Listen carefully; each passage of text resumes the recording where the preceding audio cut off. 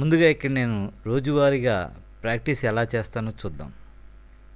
ర్యాండమ్‌గా కొన్ని బిల్డింగ్ ఫోటోలు తీసుకొని ఒక్కొక్కటి 20-30 నిమిషాల మధ్య వ్యవధిలో ఇలా ప్రాక్టీస్ చేయటం వల్ల విజువల్స్‌ని సింపుల్‌గా ఎలా ప్రెజెంట్ చేయొచ్చో, ఎంత త్వరగా బొమ్మ వేయొచ్చో మనకు అర్థమవుతుంది. సో, ఇక ట్యుటోరియల్‌లోకి వెళ్దాం. ఈరోజు నేను రూపొందించిన ట్విస్ట్ కథలోని ఓపెన్ సీన్ బ్యాక్గ్రౌండ్ ఆర్ట్ గురించి మీకు వివరిస్తాను. ఇది చాలా సింపుల్గా, స్టైలైజ్గా, క్విక్గా అయ్యే, అంటే మ్యాక్సిమం 1 గంటలో ఒక బీజీని ఎలా చేయొచ్చో తెలుసుకుందాం. ముందుగా మన మైండ్ని ట్యూన్ చేసుకోవాలి. పెద్ద పెద్ద కళాఖండాలని క్రియేట్ చేయబోవటం లేదు. చాలా సింపుల్గా, బోల్డ్గా మొదలు పెడదాం. ఇక్కడ పర్ఫెక్షన్ ఇంకా పర్స్పెక్టివ్ల గురించి అస్సలు ఆలోచించొద్దు. ఇది ఆలోచించడానికి చాలా సమయం ఉంది. సాధ్యమైనంత సులువుగా మొదలు పెడదాం. ఇలా నేను గ్రే కలర్ బ్యాక్గ్రౌండ్ నింపాను ప్రస్తుతానికి, ఎందుకంటే దీనివల్ల కలర్స్ మనకి హైలైట్ అవుతాయి. ఈ మొత్తం బీజీని మనం ఒకే ఒక బ్రష్, అది ఫోటోషాప్ డిఫాల్ట్ రౌండ్ బ్రష్ని, హార్డ్ రౌండ్ బ్రష్ని వాడుతున్నాం. కేవలం ఈ ఒక్క బ్రష్ తోటే ఈ బీజీని మనం చేయబోతున్నాం. ఇక్కడ గమనించండి, షిఫ్ట్ ప్రెస్ చేసి స్ట్రైట్ లైన్ నిలువుగా గీస్తున్నాను. ఇంకా 1 లేదా 2 టింట్స్ మాత్రమే వాడదాం, అది మనకి సరిపోతుంది. మ్యాక్సిమం 3.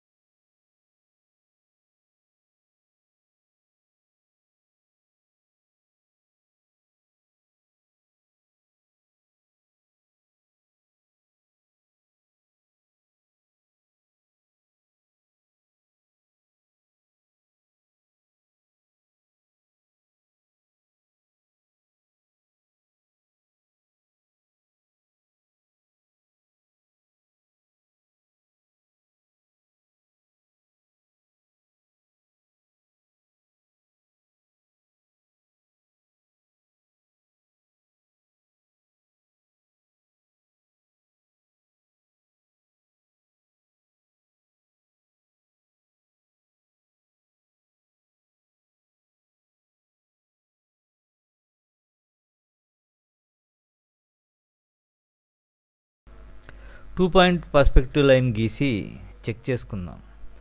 అటు ఇటుగా అంతా సరిగానే ఉంది. చిన్న చిన్న అడ్జస్ట్మెంట్స్ ఇప్పుడు మనం ఈ లైన్స్ ఆధారంగా సరి చేసుకోవచ్చు. వెనకాల చెట్లని బ్రష్ సైజు పెంచి ఒకే ఒక క్లిక్ తోటి షేప్ని తీసుకొస్తున్నాను, గమనించండి.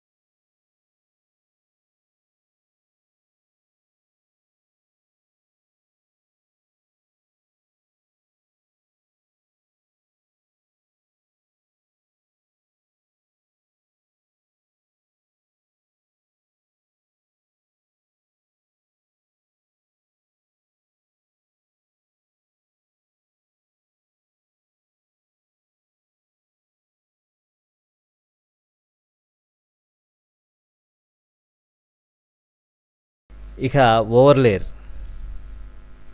దీనికి నేను ఏ రిఫరెన్స్ వాడటం లేదు. అంటే ఇమాజినరీగా ఇక్కడ కొన్ని కొబ్బరి చెట్లను వేస్తున్నాను. బ్యాక్గ్రౌండ్, మిడ్, ఇంకా ఓవర్లేయర్స్ అన్నమాట.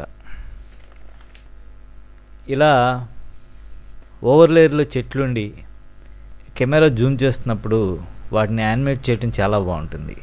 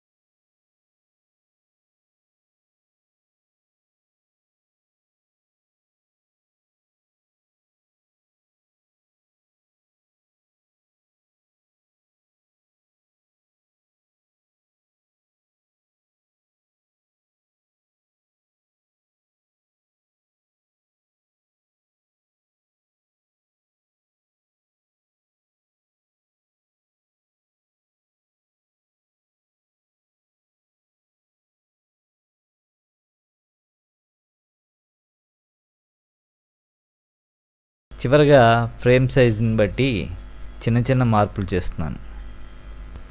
ఫ్రెండ్స్, చూశారుగా,